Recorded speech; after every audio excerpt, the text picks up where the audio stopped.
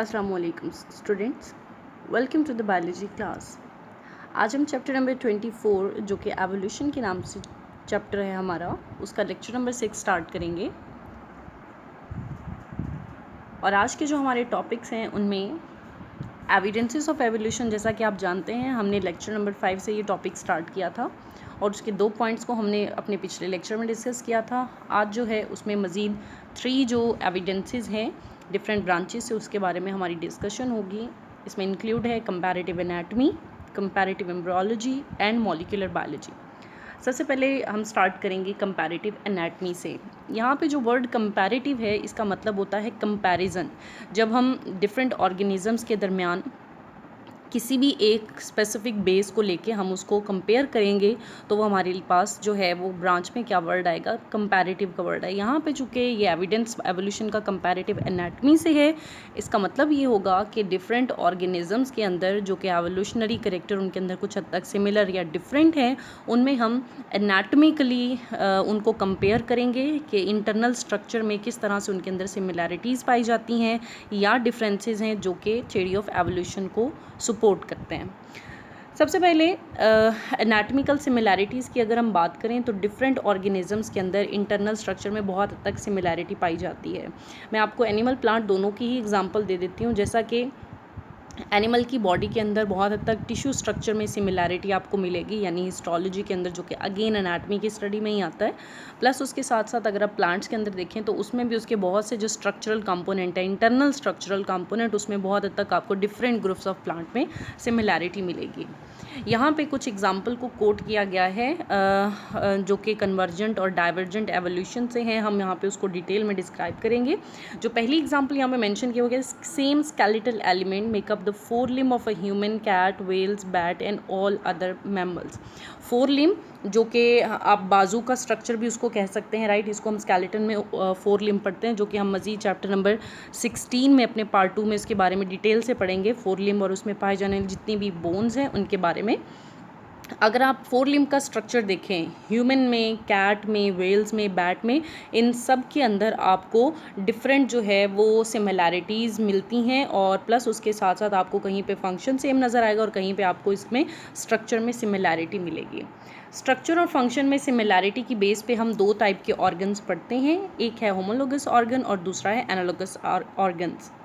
सबसे पहले हम बात करेंगे होमोलोगस ऑर्गन को। और होमोलोगस ऑर्गन हमारी बॉडी में ऐसे ऑर्गन होते हैं जो फंक्शनली डिफरेंट होते हैं लेकिन स्ट्रक्चर उनका क्या होता है, सेम। यानी स्ट्रक्चर की बिना पे वो एक जैसे होंगे बट फंक्शन वो डिफरेंट परफॉर्म करेंगे।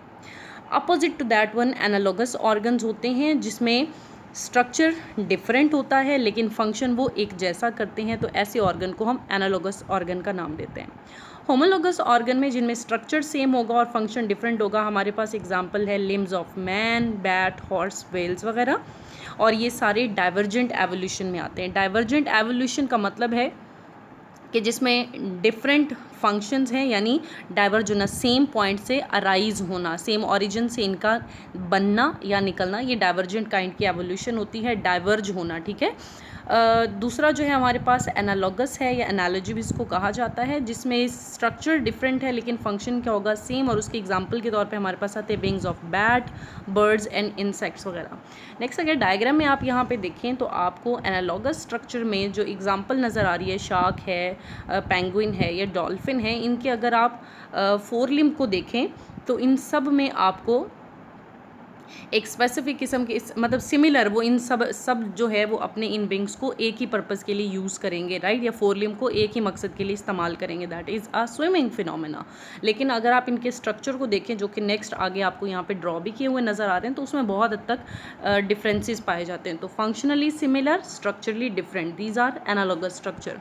दूसरे नंबर पर हम देखें तो वहाँ होमोलोगस स्ट्रक्चर की एग्जाम्पल है। इसमें जो कलरफुल आपको स्ट्रक्चर नज़र आ रहा है, ये इसका मतलब है कि स्ट्रक्चर में इन सब के अंदर अंदर सिमिलैरिटी पाई जाती है, यानी ऊपर आप मेन बोन को देख लें, उसके बाद नेक्स्ट जो बोन्स अराइज हो रही हैं और फाइनली जो इसमें फिंगर लाइक जो स्ट्रक्चर्स बन रहे होते हैं वो ह्यूमन में, कैट में, वेल्स में और बैट में, सब के अंदर जो है वो फोर लिम्ब का जो स्ट्रक्चर है वो सेम है।